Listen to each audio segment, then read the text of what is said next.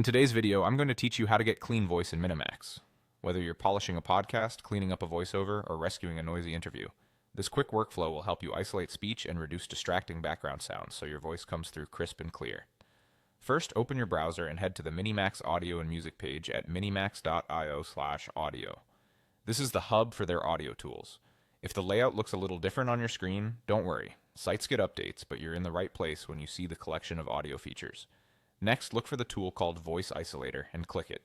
Voice Isolator is designed to separate spoken words from ambient noise, room tone, and mild background chatter. Think of it as a fast, AI-powered cleanup pass that saves you from manual EQ and noise reduction chains. It's especially handy if you record it in a less than ideal environment or you're dealing with hums, fans, or subtle traffic sounds. Now you'll choose your source. You can upload an audio file or record directly in the browser. If you're uploading, use the best quality version you have. Uncompressed or high bitrate files generally give cleaner results. If you're recording, find a quiet corner, face your mic, and keep a consistent distance. Aim to speak clearly at a steady volume and try to avoid clipping by staying out of the red on the input meter.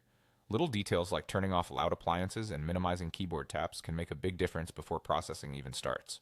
Once your file is ready or your recording is captured, click Isolate Voice. MiniMax will process the audio and you'll see or hear the results shortly. The tool focuses on bringing the voice to the foreground while reducing the noise floor and removing common distractions. You may notice breaths and natural pauses retained so the performance still feels human, while rumble and hiss are softened.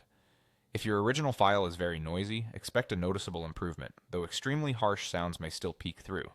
That's normal and usually far better than the unprocessed track.